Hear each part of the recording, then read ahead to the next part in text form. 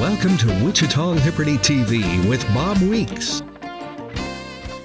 Hello, I'm Bob Weeks for Wichita Liberty TV, your weekly source for news and commentary about Wichita and Kansas government and politics. We're broadcast on KGBT and its companion website, wichitachannels.com. Some of you may know me for my blog, The Voice for Liberty in Wichita. That's at wichitaliberty.org. The motto there is individual liberty, limited government, and free markets in Wichita and Kansas. So I do cover mostly Wichita, Sedgwick County, and Kansas. Although with some of the national events taking place, it's hard to keep a focus just on local events, so we'll look at national things from time to time. I cover things that may not be covered by the Wichita Eagle or other television or radio stations, or if we do happen to cover the same news, I'll be doing it from the perspective of economic freedom, limited government, and individual liberty, as these are the things that I feel are important. So please visit wichitaliberty.org. There you can subscribe to the email newsletter I send out 2 or 3 times a week. And if you want to contact me, you can find my email address there, or it's simple to remember, bob.weeks@gmail.com. Well, have you bought something at a store in Wichita and thought that the sales tax seemed higher than it should be? If so, you may have made a purchase from a merchant located in a community improvement district, which we abbreviate to CID. Now, CIDs are a creation of the Kansas legislature from the 2009 session. They allow merchants in a geographically defined district to collect an additional sales tax of up to 2 cents per dollar. And then this additional sales tax is routed back to the property owners for their use, or sometimes it's used to build infrastructure that benefits the property owners. Now, at the time CIDs started forming about 3 years ago, I and a few others recommended to the City Council that Wichita require signs at stores that would notify shoppers that they would be paying an additional sales tax and at what rate. But not everyone thought that would be wise, according to the discussion at a Wichita City Council meeting. Council member Jeff Longwell, he's in District 5, West and Northwest Wichita, he said that informing shoppers as to the actual rate of extra tax would be confusing. His reasoning was that because the CID tax is different amounts in different districts, that, he said, would be confusing to shoppers. So his solution is simply don't tell shoppers anything. Councilmember Sue Schlaff, at the time she represented District 2, East Wichita, she said that transparency is vital for government, but evidently not always, she argued. She said, this is very simple. If you vote to have the tool, and then you vote to put something in it that makes the tool useless, it's not even any point in having the vote, in my opinion. Well, let me rephrase what Schlapp said. She said basically, if we inform people of the fact of taxation, then the goal of taxation may not be realized. By the way, I've been told she's considering running again for the City Council. She'd be running at the same time Jeff Longwell runs for mayor. Well, also at the meeting was a representative of a group, the developers, that wanted to form the Community Improvement District. He told the council that developers do not have any interest in hiding something from the public or from keeping citizens from having full knowledge about these community improvement districts. But right after that, he added that the retailers they are trying to bring to Wichita would be discouraged by full disclosure of the extra sales tax that citizens would pay in their stores. He said, we want to make sure that anything that we do or anything that we implement within a policy is appropriate and will not counteract the very tool we're creating here. I think that's pretty much the same argument Councilmember Schlapp made. He wants his client merchants to be able to raise their prices by 2% and have the blame for those high prices placed on the state. Well, so here's what happened at that meeting. A compromise emerged, and as a result, merchants in CID districts are supposed to display a small sign, very small sign, that states, "This project made possible by Community Improvement District financing," which almost makes CID taxation seem like a good thing. The sign also advises shoppers to visit the city's website to learn more about CIDs, and there you can find information and maps of the districts that have been formed, but there's no way to learn the names of the stores contained within those CID districts, except in a few cases where the district is named after the merchant that's located within. And the city's website also has broken links. This dates from the redesign of the city's website from earlier this year, which really hasn't worked out all that well.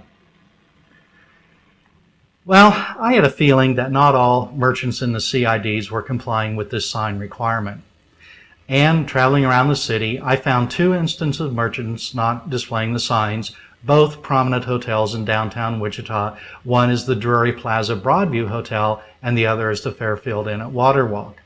The Cabela's store in northeast Wichita displays the sign and is in compliance, but the design of the signs makes them difficult to see. Matter of fact, I thought first Cabela's was not displaying the signs, but after closely examining the photographs I took, well, there I saw them. They're just not very visible.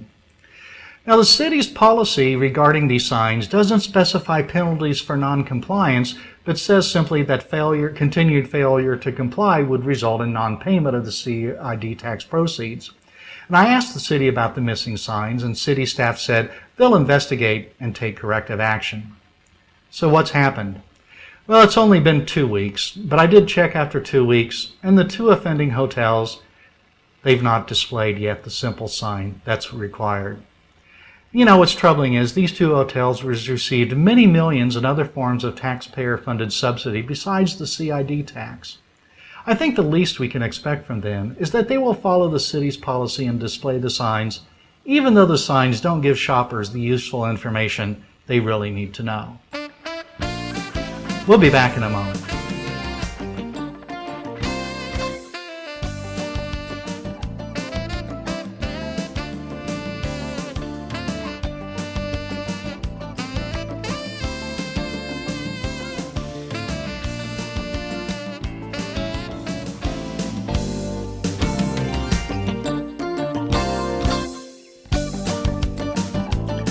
Welcome back to Wichita Liberty TV. I'm your host, Bob Weeks.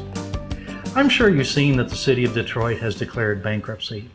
Does this mean anything for Wichita? And you know, we should ask that question because from time to time we see news stories wondering if there is a parallel between the 2 cities, one known as Motor City and the other, Wichita, known as the Air Capital.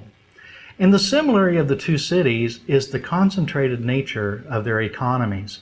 Both have, as you can see in the nearby chart, a greater percentage of jobs in manufacturing than does the United States as a whole. And when we look at the dominant manufacturing industry in each city, we see that Wichita is much more concentrated in aviation than even Detroit is in automobiles. And it's much more so, 13% for Wichita to 16% for Detroit. Well, recently on his radio show, Joseph Ashby talked about the business of making airplanes, and he should know because he is an aerospace engineer. He said the complexity of airplane manufacturing has protected the domestic industry from foreign competition. But that can change, he said, and I would say that that change is likely and that we do need to get ready for that.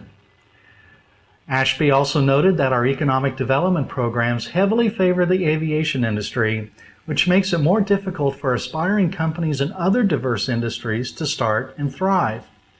Now, we give incentives, economic development incentives to those companies because they say it will create jobs.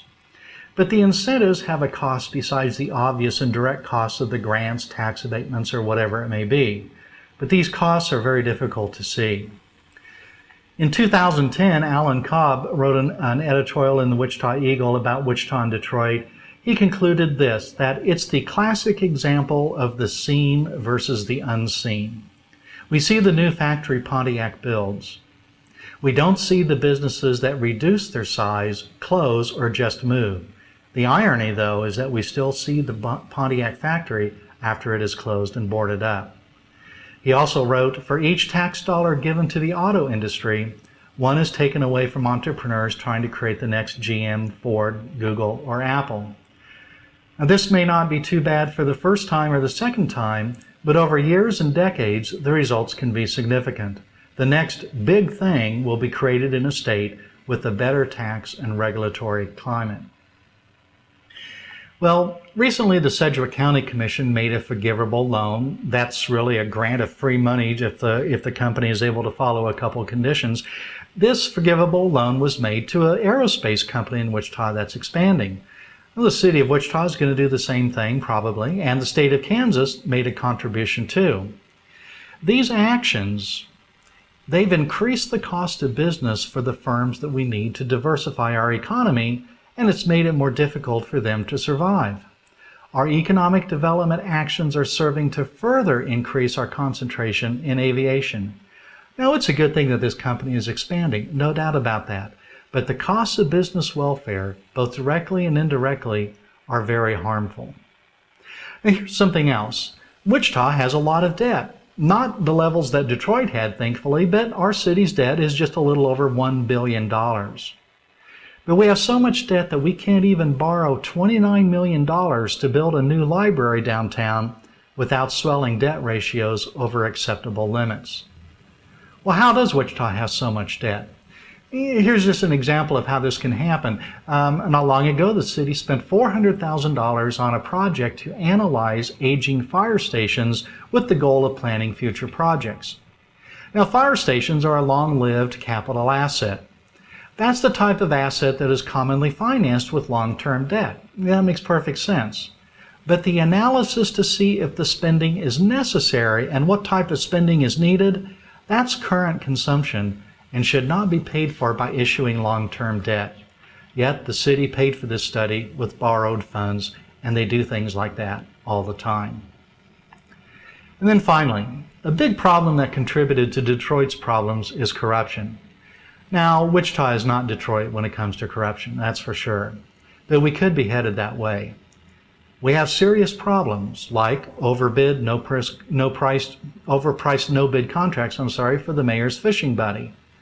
Last year, we had mysterious campaign contributions appear from a Michigan construction company with no apparent connection to Wichita. Well, no connection except for its participation in a large contract in which the city council was about to intervene. Then a few years before that, we had a Methodist church minister branch out into a real estate development. He wanted a TIF district from the city, so he did something totally out of character. He and his wife made campaign contributions in the maximum amount possible to their city council member. We also have city ordinances regarding ethical behavior by the city council members that seem to have a clear meaning, but the city attorney says, no, they don't apply. Notwithstanding these serious issues, it's starkly comical to note this. Wichita Mayor Carl Brewer has voted several times to grant millions in various forms of business welfare to movie theater owner Bill Warren and his partners. And then, and I swear I'm not making this up, when Brewer started manufacturing and selling barbecue sauce, it was sold at Warren theaters. It still is, as of last week. And now the signs identify the sauce as Wichita Mayor Carl Brewer's homemade barbecue sauce. Help me here, will you? I'm trying to just imagine the sequence of events. A movie theater owner receives millions in subsidies from taxpayers under the leadership of Carl Brewer. Then out of the blue, the movie theater wants to start selling barbecue sauce. Well, where does an idea like that come from? And then of all the barbecue sauces in the world, the movie theater owner that is recipient of millions of city dollars chooses the mayor's sauce. And what is the probability of that? But here's the attitude of Wichita City Hall. Nothing to see here, folks. Just move along. We'll be back in a moment.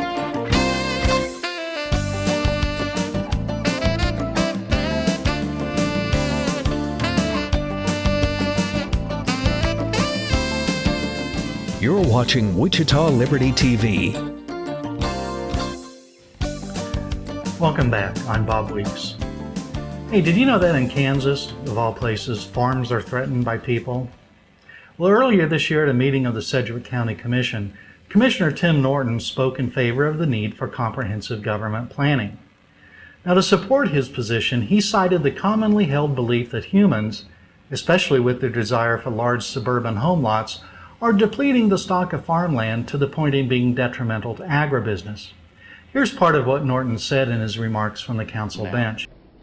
Now, I know people don't like the idea of sprawl and growth rings and all that, but the truth is there is a balance between where people live and preserving our good agricultural lands, and how do you make that work?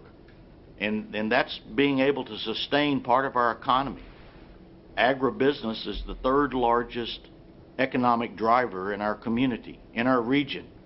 And to say that we're okay with every 5-acre tract being taken up by somebody's rural residence sounds really good if you're talking only property rights.